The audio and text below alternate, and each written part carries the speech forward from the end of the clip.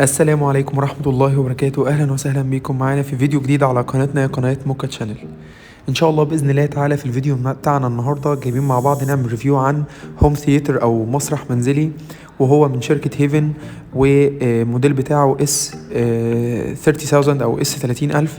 وإن شاء الله من خلال الفيديو هنعمل انبوكسنج للمسرح المنزلي دوت، ونشوف السيت اب بتاعه هيبقى عامل ازاي. وكمان ان شاء الله في نهاية الفيديو هقول لحضراتكم على السعر بتاعه وجبته منين.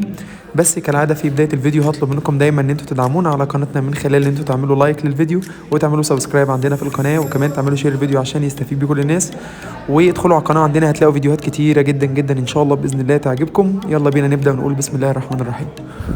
طبعا زي ما قلت لحضراتكم المسرح المنزلي دوت من شركه اسمها شركه هيفن، وهو صناعه صيني، والموديل بتاعه اس 30000.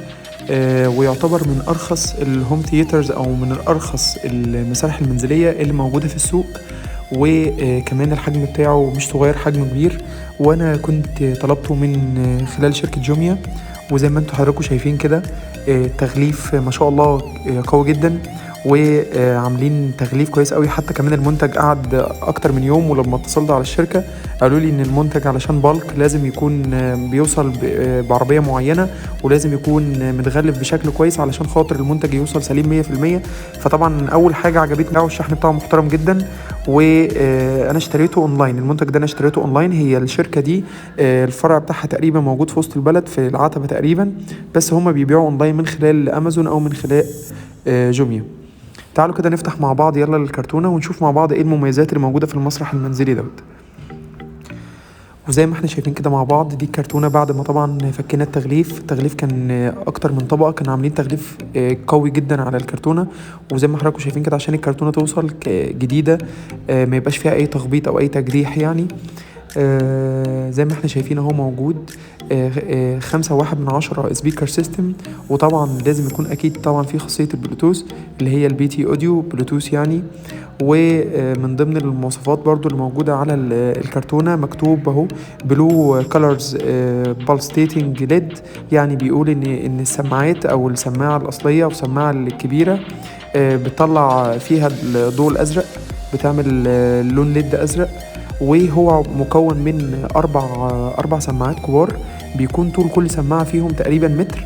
وبيبقى جاي السماعة الصب الكبيرة اللي هي اللي في النص بالظبط دي، وبيبقى عليها سماعة صغيرة فوق، وبيجي الريموت بتاعها. السماعات بتكون 120 واط دي الاوتبوت باور بتاعتها، والبيس بتاعتها قوية، هما كاتبين كده على الكرتونة. وطبعا هنجرب ان شاء الله ونشوف باذن الله تعالى. ودي بقى الخواص او المميزات اللي موجودة في المسرح المنزلي دوت.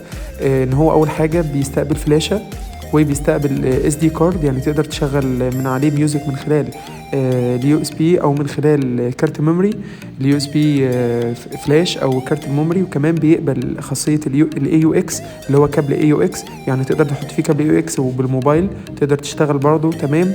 والمسرح المنزلي ده بقى فيه خاصيه قويه جدا جدا، وهي خاصيه الكاريوكي سيستم ده. الخاصيه دي مش موجوده في مسارح منزليه كتير. الخاصيه دي بتتيح لك انك انت تشغل الاغنيه الموسيقى بس من غير صوت المغني، علشان لو حابب ان انت تحط مايك او حاجه. والاطفال بتبقى حاجه لذيذه قوي للاطفال، وفي اعياد الميلاد بتبقى حاجه جميله جدا الخاصيه دي. وطبعا بيجي معاه ريموت كنترول. وسبب طبعا من ضمن الاسباب اللي خلتني اشتريه طبعا انه بيبقى جاي فيه خاصيه الديجيتال اوبتيكال.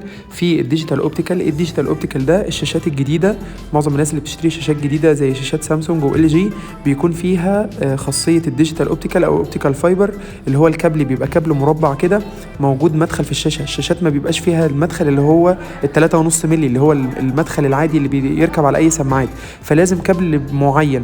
فالميزه في المسرح ده بقى ان هو المسرح المنزلي ده ان هو بيدعم الكابل ده، فانت تقدر بسهوله جدا ان انت توصله على الشاشات دايركت دلوقتي، ويبقى الموضوع في منتهى السهوله. وكمان تستمتع بتجربه صوت قويه جدا.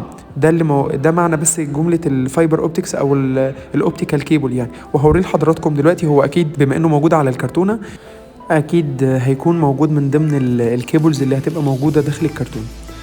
وزي ما حضراتكم شايفين دي برضو نفس المميزات ونفس الخواص اللي موجودة، اللي هو الديجيتال اوبتيكال والديجيتال كواكسيال. هو بيدعم الحاجتين دول، ودي ميزة انا شايفها قوية جدا جدا موجودة في الهوم ثياتر دوت. تعالوا كده نفتح نقول بسم الله الرحمن الرحيم. طبعا اول حاجه شفتها اول ما فتحت الكرتونه زي ما واضح كده الاكسسوارز اللي موجوده مع الهوم ثياتر، وهي مجموعه من الكابلات والريموت الخاص بالمسرح المنزلي. تعالوا كده نشوف كده، نفتح مع بعض ونشوف الكابلات دي شكلها عامل ازاي وبتاعت ايه بالظبط. ده طبعا الريموت كنترول اللي بيبقى جاي مع الهوم ثياتر، يعني الديزاين بتاعه شكله لطيف. الخامات بتاعته يعني ما هياش اقوى حاجه، يعني تحس ان الريموت خفيف كده برضو، والماتيريال بتاعته يعني سهل قوي ان هو يتكسر. وده طبعا الكتيب فيه كل حاجه، وبنصح لو حد هيشتري الهوم ثياتر ده لازم يقرا الكتيب ده كويس قوي ويعرف كل حاجه خلال التوصيلات، ومن خلال كمان التعليمات الموجوده في الكتيب دي مهمه جدا. ودي مجموعه من الكابلات بقى زي ما حضراتكم شايفين كده. الكابلات ديت كلها سبير، لان السماعات نفسها او كل سماعه من السماعات بيبقى جاي الكابل بتاعها اللي موجود فيها اللي بيتوصل بالسماعه الكبيره. فكل الكابلات دي هي عباره عن كابلات سبير، كابلات بس احتياطي لو في كابل لا قدر الله باظ او حاجه تقدر تغير كابل من الكابلات ديت. والكابل اللي بوريه لحضراتكم دلوقتي ده هو ده الكابل الاوبتيكال كيبل.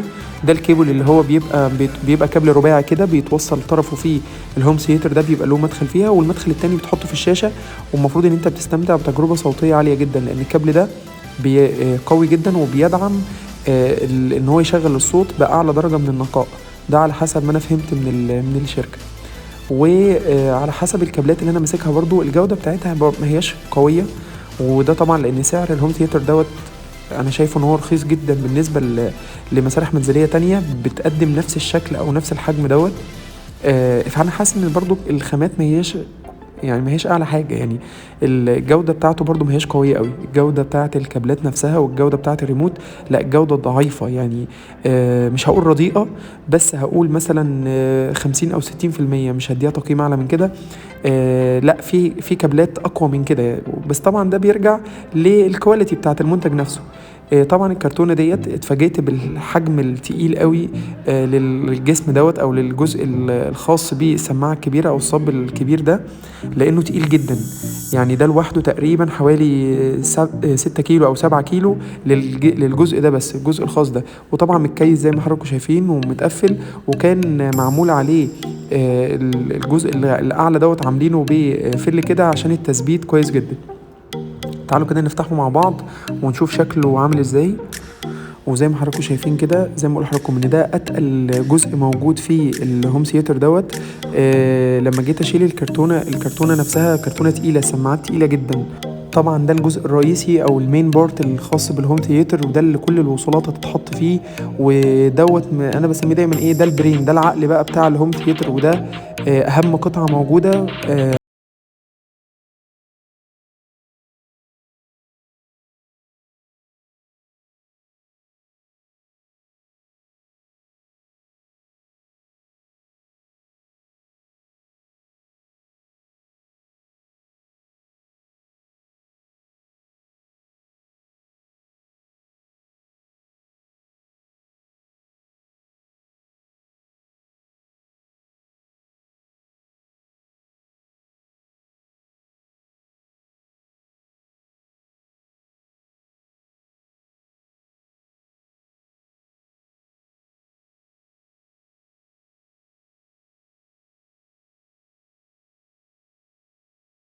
من الفيديو تحت في صندوق الوصف او في الديسكريبشن تحت هتلاقوا فيه بقيه التفاصيل ان شاء الله، وبقيه الجزء الفاضل من السيت اب ان شاء الله هتلاقوه تحت في الديسكريبشن. واشوفكم ان شاء الله في فيديو جديد، والسلام عليكم ورحمه الله وبركاته.